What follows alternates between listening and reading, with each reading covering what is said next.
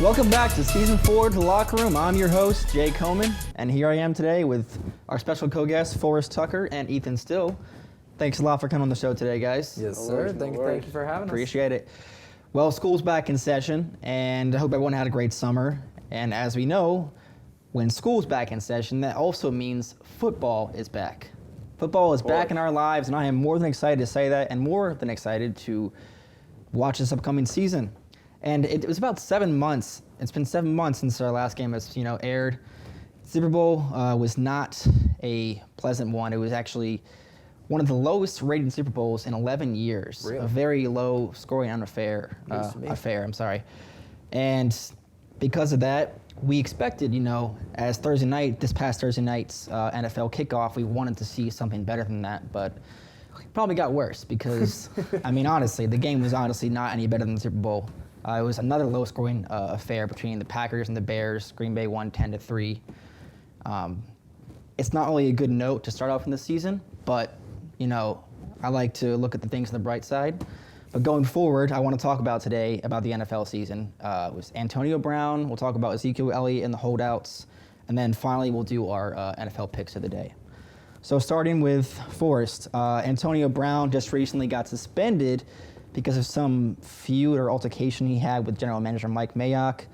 But now, apparently, according to 15 minutes ago, he is not being suspended. He will play Monday night against Denver. But the question is that we've been seeing this drama, just go along all season so far with the Raiders. And what do you think the Raiders should do? Should they worry about this? Should they do anything about it? If so, what's your take? What he did was very, very out of line. Mm-hmm. And with all the talk from the Raiders about them having plans to suspend him, that went on for a lot longer than I expected. I thought if they were going to suspend him, it was going to be within 6 hours of original report. Yeah. But when you keep seeing headlines scroll across the ESPN about they're planning to suspend him, that makes me think they're not going to. And so ultimately today, where they say he's going to play Monday and he has apologized to everyone, I don't think it's everyone singing Kumbaya and it's all over, it's all happy days in Oakland now. I think that the Raiders have a lot to do with Antonio Brown. And when you buy a player, you invest in him not as a player, as a person as well. Right. I believe they need to look into his personal life a bit. If he wants to grant them that access, I think there are some problems that he's going through that are detracting from his love for football that might need to be sorted out. And maybe that's not done with the Raiders. It's done away from the public eye. And, he sorts it out himself. But I think that, they need to have some conversations about his maturity and other things related to his behavior in closed settings. Yeah, right? I think it does come down to a maturity thing. Not necessarily overall, but when you think about it, in any position or job you're going to have, there's going to be parts that's not all sunshine and rainbows, right? Yeah. So, and there's been a whole drama affair with him all off season between where he would end up signing and then going to Oakland and then Hard Knocks being there and the whole helmet thing from a few weeks ago. How much of this is organic and legitimate frustrations versus how much of this is ego and trying to draw attention to himself? You're never sure, Some people just operate that way, and who knows, maybe it is just a manufactured thing, all right, let's do this. Now, granted, fines won't be. Do you think there'll be any more, problems going on this season, or just? I think he's playing well, with a player of his caliber, there and his level of that attention that's on him, there's inevitably going to be some things, especially if the rumors with his relationship with Mayock versus his relationship with Gruden and the team captains, that whole locker room / team environment, there's going to be some interesting things going on there. But I think it's just more of a question as to him individually and his agent understanding how to act professionally in that environment, regardless of if he's playing wide receiver in the NFL or if he's working a cubicle. There's things that you do and do not do without consequences in the professional environment. And so the fines that he then complained about and resulted in this altercation were as a result of that. It just kind of escalated and escalated. So I think we will see it. I don't anticipate any game time being lost because of it. Yeah. Because ultimately, it's a football team. You're trying to get wins. And That's all that everyone in the matters. building knows that. Yep. So their best chance is to do that with him. And I think while the media will take things and run with it and more things may happen, I don't think on the field we'll see any actual consequences. Right. Well, talking about winning football games, the Cowboys were expected to not start the season with Ezekiel Elliott this year because he followed in the footsteps of Le'Veon Bell, holding out as well as Melvin Gordon did the same thing. Michael Thomas did it as well, but he got his money a few weeks ago, plenty of time. But what are your thoughts? Ezekiel Elliott, he actually also got a new contract. I forgot about that about a few days ago after holding out. Melvin Gordon still has not been signed, and they don't expect for him to play week 1, or we'll see how long that takes during the season. But the question is, what are your thoughts on players like these, like the best players in the league possibly holding out, looking for more money? Is it like a good thing or a bad thing for the league, per se? For the league itself, I have to put it in the bad category. Yeah.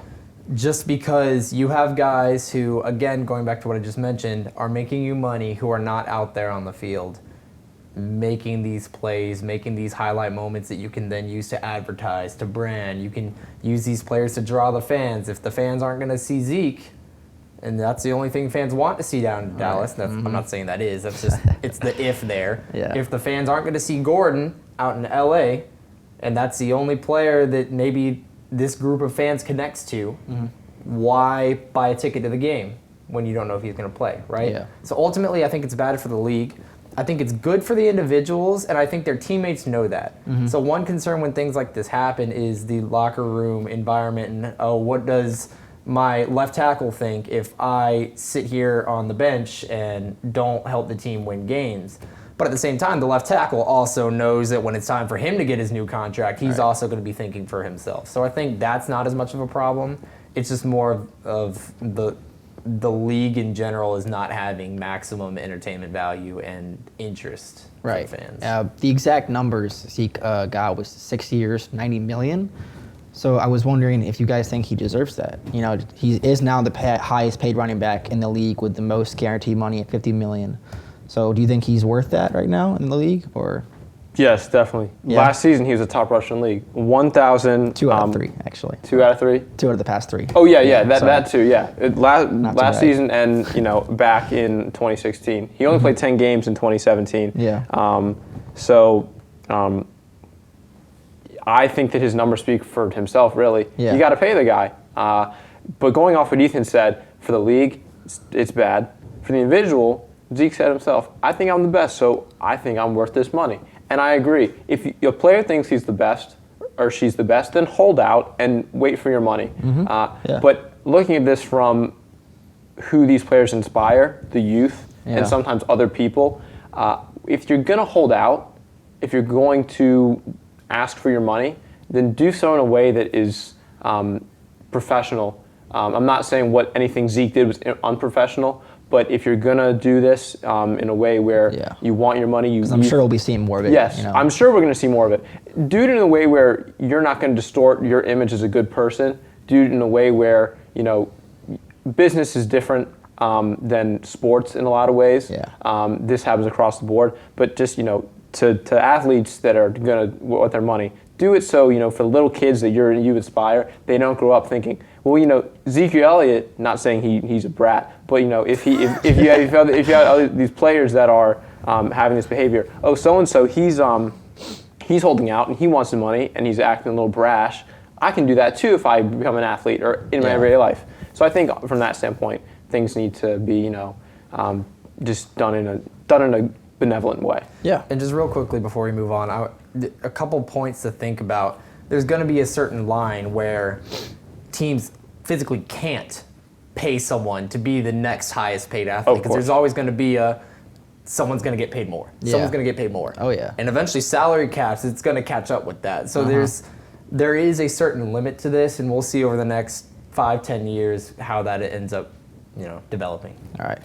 Well, enough to talk about business. We got football this Sunday, and like I said, I'm more than excited for this season.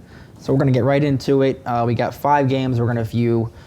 Chiefs-Jaguars is up first. It's a 1 p.m. game. It's in Jacksonville. What are your guys' thoughts? Who's your pick?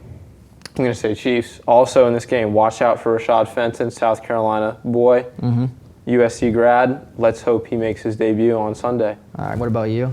I have to go with the Chiefs as well. Jacksonville had a super weird dynamic from going to one of the best teams seemingly out of nowhere in the league to it really being like a one-hit wonder and jumping back and really having some struggles last year. So I see Kansas City improving on the momentum they built last year and using this offseason to kind of move pieces around and continue to have a winning culture down there. In KC. I have to agree. I think we're all going to say the Chiefs are going to win because they should be one of the favorites to win the Super Bowl this year. They were last year. Anyways, I think, though, Jacksonville will be kind of an upset. Like, I'm not saying they're going to win. I think it'll be a lot closer than everyone expects, though, because Josh Allen, the rookie that Jacksonville drafted 7th overall this year in the draft, I think it was actually a huge steal for them, and he looks great in that defense right now.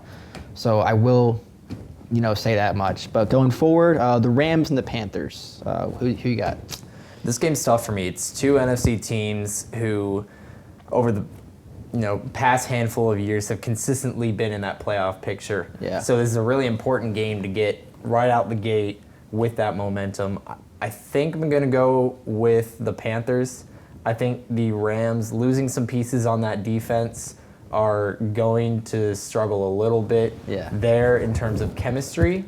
But I could honestly see this game going either way. What about you? I think the Rams, but like Ethan said, this game could turn on its head and surprise some people. And then also, we have another NFC matchup between 2 power horses right now. Atlanta versus Minnesota. It's in Minnesota. Who you got, Forrest? Vikings. I think Kirk Cousins is going to have a good game this Sunday. Yeah? Okay, what about you, Ethan? I'm going to go with Atlanta in this one. I like their offensive weapons, especially that receiving core.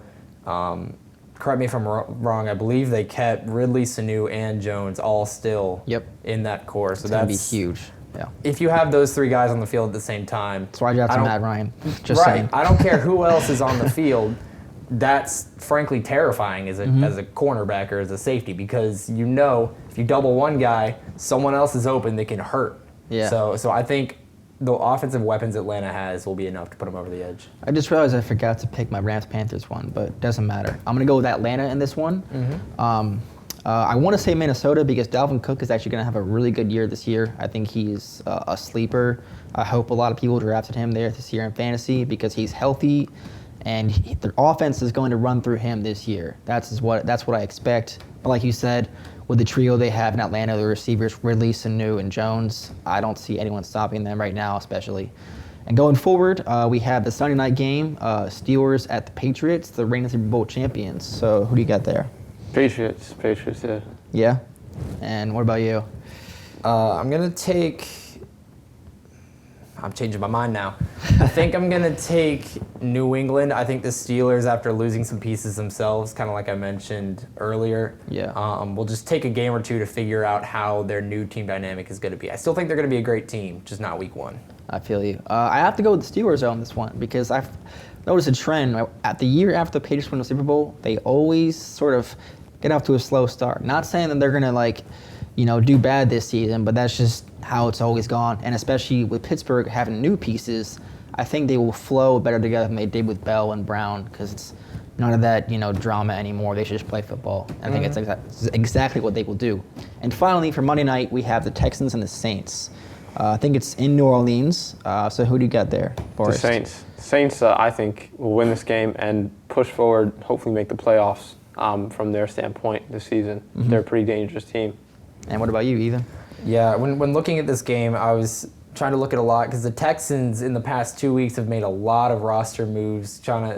They got Clowney, his deal wasn't working, so they moved him to Seattle and got some people and picks out of that, and then got Laramie Tunsil and Kenny Stills out of Miami. So it's really tempting to see what the Texans can do, but I just don't think they can get through New Orleans' defense, and with Drew Brees still at the helm, it's hard not to bet on him. Exactly. I have to agree with you. I'm going with the Saints in this one as well. I think it'll be a close one, though. I think it might be a shootout, actually. With the Saints having the good defense, I think Deshaun Watson and that offense is very, very good. Although, like I said, the Saints will probably overcome that because Alvin Kamara is now the featured back because the past couple of years he's been splitting carries with Mark Ingram. Now he has the, whole field to himself, and I think he'll even be better than he was last year, and I just don't see that offense being stopped. And I'm afraid that's all we have time for today, guys. I'd love to keep talking to you guys probably for football all day, but fortunately we have a time limit. That's why it's an episode. So True. Hey, we got all season though. 17 weeks to look forward to. all right. Well, anyways, thanks again, guys, for joining us. We're glad to have you here in episode 1 of season 4, and be sure to watch football this Sunday because that's all that matters. Just kidding. All right, have a good weekend, guys.